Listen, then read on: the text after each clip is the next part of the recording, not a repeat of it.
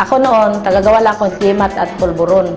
At saka yung asawa ko, security guard dyan sa Metropolis. Ngayon doon kami nakatira. Kaso lang, nakapunta kaming Cagayan de Oro kasi umuwi kami doon kasi wala na kami pang-upa ng bahay. Umuwi kami doon. Pagdating namin doon, nagtatanom lang kami ng kamatis.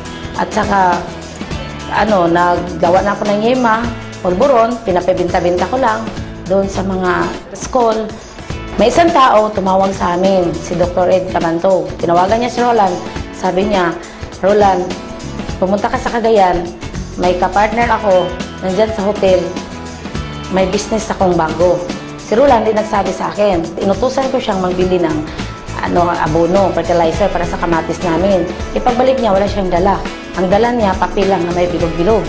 Pasok sa kwarto, sabi niya, Jen, halika, yayaman na tayo. Ano yayaman? Yayaman niya tayo kasi, alam mo, may bago ako negosyo. Ano negosyo mo ito? Yung nakita ko bilog-bilog, nakasulat. Ano ba yung negosyo niya? Bakit bilog-bilog? Tapos huwag ka na maingay, basta yayaman tayo. Akong bahala dito. Nag-umpisa ako doon, nagbinta-binta lang ng gamot. Siyempre, binibintahan ko yung mga mayayaman. Kaya bininta ko kina Mayor, tapos kina Mama Marcia, Magallanes, sa Cagayan de Oro. Yun, nagustuhan niya yung gamot. Doon nag-umpisa na nakilala yung Alive. Kaya nagsimula akong kasi hanap na sila sa produkto eh. Yun sa umpisa, sa Cagayan muna kami. Kasi wala kaming pamasahe. Ikot-ikot lang muna kami. Kasi siyempre, walang pamasahe dyan muna sa Cagayan de Oro. Tapos pinilapitan namin yung mga namin kakilala, ayaw. Lapitan namin yung mga pinsan namin, ayaw din. Minsan, nanghiram kami ng pera. Pahiramin kami konti, tapos sa sunod, hindi na. Pamasahe lang namin yun. Hanggang dumating kami sa Bohol. Nabihan naman sila Dr. Van Cagulada. Tapos, pumunta kami doon, wala kami, siyempre, yung kasama namin, doktor, maraming pera. Nauna umuwi sa amin, kami nagpahuli. Doon na kami natulog sa tarima ng barko, kasi walang pambayad eh. Yung lagayan ng mga prutas, mga isda, doon kami natutulog, nagsapin kami ng karton. Kaya doon. Tapos, na-spread namin yung network. Dahil lumaki kasi nakarecruit kami doon. Tapos, doon, ganyan. Tapos, nung ibang mga networkers sa Bohol, pinuntahan namin, na nagustuhan yung business, maganda. Tapos, product kasi yung namin, hindi yung business product mo na.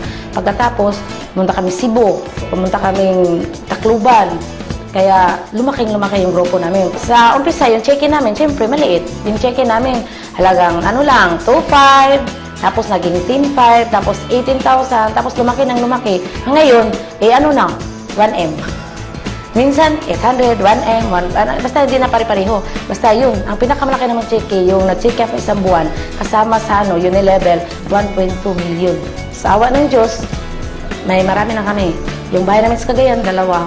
At saka may bahay kami, isa sa Bohol. Hindi maganda, at least may bahay kami. Hindi yung masyadong magarang bahay, basta may bahay. Tapos ngayon, sa Manila, may isa na naman ako, may swimming pool. At saka may sasakyan ako 7, yung sasakyan ko. Ngayon, may bago na naman akong kinuha dyan sa Villason na 3.7 million. At saka, yung sa harap namin, nabili ko rin. Ginawa kong parkingan kasi hindi na makapasok yung yung sasakyan namin. Ginawa kong parkingan dyan sa harap namin. Na-realize namin dito na lahat ng pagod namin, lahat ng hirap namin, lahat na rejection sa mga tao, bayad sa M Global. Kaya sulit talaga.